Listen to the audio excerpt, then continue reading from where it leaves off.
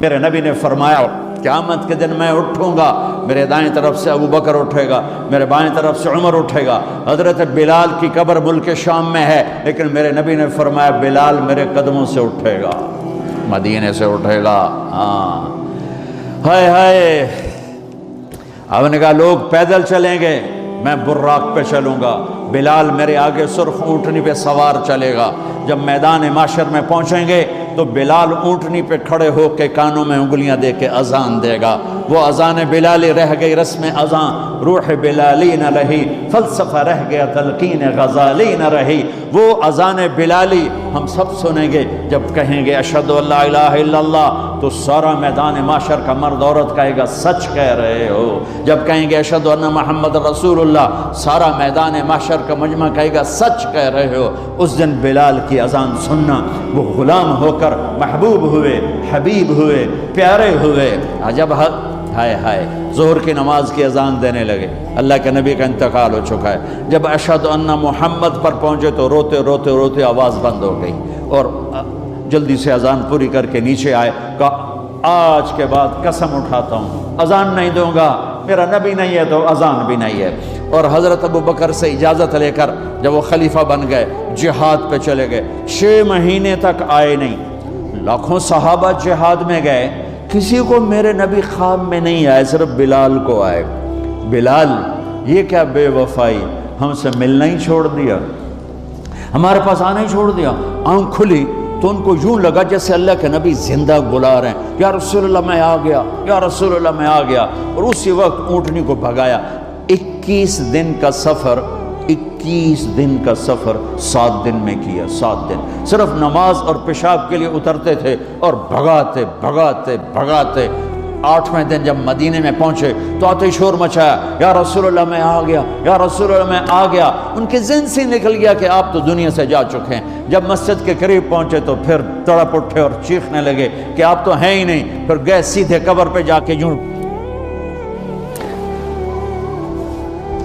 قبر کو لپٹ گئے، یا رسول اللہ میں تو آ گیا ہوں، آپ کہاں ہیں؟ یا رسول اللہ میں تو آ گیا ہوں، آپ کہاں ہیں؟ یا رسول اللہ میں تو آ گیا ہوں، آپ کہاں ہیں؟ بے قراری میں روئے جا رہے، میں تو آ گیا ہوں، آپ کہاں ہیں؟ میں تو آ گیا ہوں، آپ کہاں ہیں؟ نماز کا وقت داخل ہو گیا۔ کون سی نماز تھی اللہ ہی جانتا ہے، اور سب کو پتا تھا بلال نے قسم کھائی ہے کہ اذان نہیں دیں گے، لہذا کسی کو جرت نہیں ہو رہی کہ بلال سے کہیں آج اذان بلالی سنا دے۔ تو چند صحابہ کو خیال آیا کہ نبی کے نواسوں کو سفارشی بناتے ہیں، حسنین۔ آپ نے فرمایا میری آنکھوں کی ٹھنڈک حسن اور حسین، میرے جنت کے پھول حسن اور حسین۔ آپ ان دونوں کو اٹھاتے اور دونوں کو سینے سے لگاتے اور کہتے ہیں اللہ میں ان سے پیار کرتا ہوں، تو بھی ان سے پیار فرما، اور جو ان سے پیار کرے ان سے بھی پیار فرما، اور جو ان سے بغض رکھیں ان سے بغض رکھ، جو ان سے نفرت کریں ان سے نفرت کر، جو ان سے پیار کریں ان سے پیار کر۔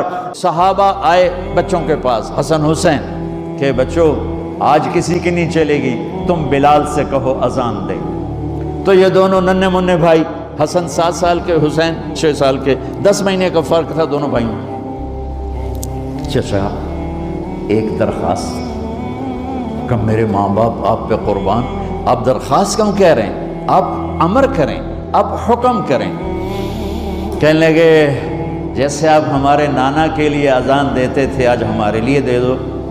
تو ایک دم وہ رونے لگے بلال، کہا ہائے میرے بچوں، میں نے قسم اٹھائی تھی کہ میں اللہ کے نبی کے بعد کبھی اذان نہیں دوں گا، لیکن تم پہ تو ہزاروں قسمیں قربان ہیں، میں اپنی قسم توڑتا ہوں اور اذان دیتا ہوں۔ جب وہ چڑھنے لگے اس بی بی کے گھر، قریب ایک انصاری عورت کا گھر تھا جس کی چھت پہ چڑھ کے اذان دیا کرتے تھے، تو سانس رک گئے سب کے، آنکھیں پھٹ گئیں، اور وہ یوں منظر دیکھ رہے کہ آج بلال تو ہے، محمد مصطفیٰ نہیں ہے۔ آج اذان بلالی تو ہوگی لیکن محمد مصطفیٰ کی جھلک نہ ہوگی۔ جب ان کانوں میں انگلیاں، جب انہوں نے اللہ اکبر کہا تو مدینے میں گھر گھر ماتم بچھ گیا، عورتیں بھی چیختی ہوئی گھروں سے باہر نکل آئیں، سارے مدینے کی گلیوں میں چیخ و پکار مچ گئی، اور یوں سب کو لگا جیسے محمد مصطفیٰ زندہ ہیں، اور ان کا زمانہ ہے، لیکن آپ تو جا چکے تھے۔ یہ بلال کو جو رتبہ میرے رب نے دیا، یہ غلامی مصطفیٰ کی وجہ سے دیا ہے۔